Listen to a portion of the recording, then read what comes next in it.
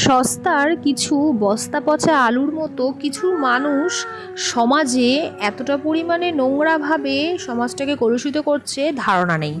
এই ধরুন একটা উদাহরণ দিয়ে আপনাদেরকে বোঝাই। ধরুন আপনি খুব ভালো আছেন, সেটা একটা পোস্ট করে কিংবা একটা ফটোর মাধ্যমে আপনি সমাজ কিংবা সোসাইটিকে দেখালেন, ব্যাস হয়ে গেল। এরা কোনোদিনও নিজের জীবনে সুখী নয়, এরা নিজের পার্টনার বা জীবনসাথী নিয়েও সুখী নয়, আর এদের নিজস্ব কোনো সংসার বলেও কিছু নেই। অ্যাকচুয়ালি কী বলুন তো, সকালে ঘুম থেকে উঠেই এরা লেগে পড়ে অন্যের পেছনে লাগবে বলে। কিভাবে কেউ যদি ভালো থাকে তাকে কিভাবে খারাপ রাখবে, এবং সমালোচনা এদের সবথেকে পরম ধর্ম, যাকে ওরা সকাল থেকে রাত পর্যন্ত এই সমালোচনার মধ্যেই ওরা আবদ্ধ। শুধু সমালোচনাতে থেমে নেই, এরা একের কথা অন্য কাউকে লাগানো পেঁচানো এই সমস্ত করে থাকে, এবং শুধু সেখানেই খামতি নয়, যতক্ষণ না সেই সংসারটা ভাঙতে পারছে ততক্ষণ পর্যন্ত এই লাগানো পেঁচানোগুলো তাদের থামে না মোটে।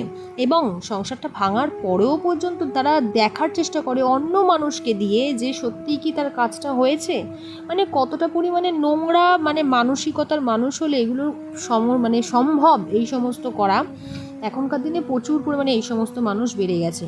আপনার ফোন নাম্বার আপনাকে না বলে অন্য কাউকে দিয়ে দেবে, এবং সে খোঁজ নেবে পরে যে আপনার সংসারটা ঠিকমতো চলছে না ভাঙছে সেই নিয়ে। আসলে এদের নিজস্ব সংসারের কোনো আতাপাতা নেই, নিজেদের ছেলে মেয়ে ভালো মন্দ স্বামী নিয়ে এরা ঠিকঠাক ঘর করতেও পারে না, ঠিকঠাক এদের কোনো কিছুই নেই, সব কিছুই গণ্ডগোলের থেকে চরম গণ্ডগোলের পরিণতি তাদের। কিন্তু তারা অন্যেরটা নিয়ে ভালো বিচার করতে পারে, এবং সমাজের কাছে আবার নিজেকে জাহির করে যে আমি সবথেকে ভালো, আমি সবথেকে শ্রেষ্ঠ, আমি সবথেকে ভালো মানুষ, আমার কোনো ভুল নেই, আমার কথার কোনো ভুল নেই, আমি সব দিকে পারদর্শী, সব থেকে মন ভালো আমার, পরিষ্কার আমার। তো এই সমস্ত মানুষগুলো থেকে একটু দূরে থাকাই বেটার। আর আপনি কিভাবে চিনবেন এই মানুষগুলোকে, আমি একটু উদাহরণ দিয়ে আপনাদের সকলকে বুঝিয়ে দিই, কারণ প্রত্যেকটা সংসারই এই বর্তমানে এই অবস্থা। তো আপনারা কিভাবে চিনবেন? ধরুন আপনার সামনে অন্য কারুর বদনাম করছে কোনো মানুষ, আপনি শুনছেন, আপনি ভালো করে বুঝবেন বিষয়টা, আজকে যে অন্যের বদনামটা আপনার সামনে করছে সে আপনার বদনামও কিন্তু অন্যের সামনে গিয়ে করছে। এক্স্যাক্টলি এটাই ঠিক। আপনারা এইভাবে বুঝবেন, যদি অন্য কারুর আলোচনা আপনার সামনে করে খারাপভাবে, তো আপনি ঠিক বুঝতে পারবেন এই মানুষটা আপনার সমালোচনাও উল্টোভাবে করছে। এইভাবে কিন্তু এই মানুষগুলোকে ভীষণভাবে চেনা যায়। এই মানুষগুলো অনেকটা দুমুখো সাপের মতো, এদের থেকে ভীষণ সাবধানে থাকার চেষ্টা করবেন। আর এদের মুখোমুখি ঝামেলা অশান্তি করা ঠিক নয়। কেন বলুন তো? এরা ভীষণ চিৎকার চেঁচামেচি করে নিজেদেরকে পরিষ্কার করে সমাজের কাছে, এবং এদের ভাষা কথা কিন্তু ভীষণ পরিমাণে খারাপ হয়ে থাকে। সবাই কিন্তু এদের সাথে পেরে ওঠে না, যার জন্য দূরত্বই সবথেকে বেটার। আর সবথেকে বড় কথা, আমি নিজে মনে করি যে আমি কোনো ভালো কাজ করছি কিংবা ভালো মানুষ বলেই আমার পেছনে এত মানুষ এত রকমভাবে সমালোচনা করছে। কারণ কোনো খারাপ মানুষের পেছনে সমালোচনা করার মতো কারোর সময় বা ধৈর্য থাকে না, বা মানসিকতাও থাকে না। আমরা সমাজে দেখবেন কোনো ভালো কাজ যদি আপনি করেন, আপনার পাশে কিন্তু 2 থেকে 3টে মানুষকে পাবেন খুব জোর।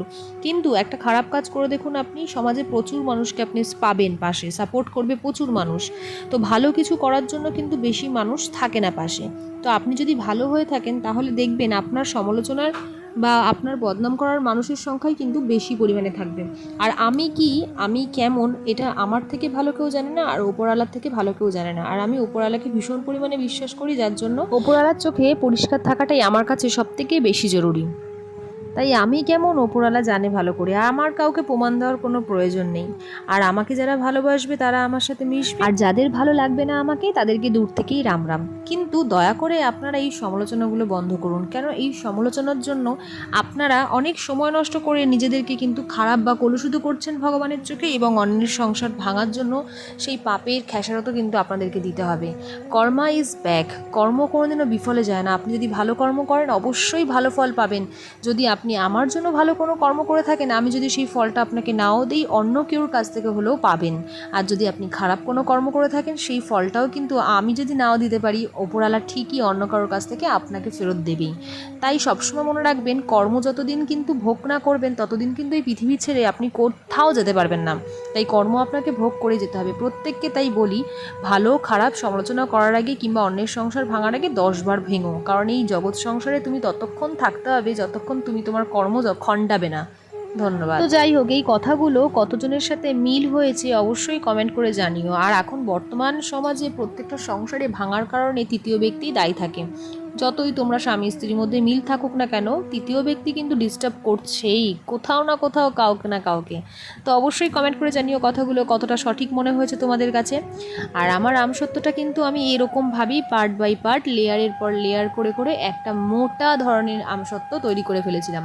আর এখন তো বৃষ্টি হচ্ছে, তোমরা দেখতেই পাচ্ছ প্রত্যেক দিনই এরকম মেঘলা আকাশ, বৃষ্টি। কিন্তু এই আমসত্ত্বের ভিডিওটা আমার অনেক দিনের আগে তোলা ছিল, আর সেটা আমি এডিটিং করে ছাড়তে আমার লেট হয়ে গেছে, যার জন্য সরি ফর লেট। তো যাই হোক, কেমন লাগলো তোমাদের কাছে আজকের ভিডিওটি অবশ্যই কমেন্ট করে জানাবে। এবং আমসত্ত্ব যাদের খেতে ভালোবাসো বা খাওয়ার ইচ্ছা আছে, চলে এসো আমার বাড়িতে, কমেন্ট করে জানাও, অ্যাড্রেসটা জানিয়ে দেবো। আজকের মতো টাটা সবাইকে, ভালো থেকো, সুস্থ থেকো।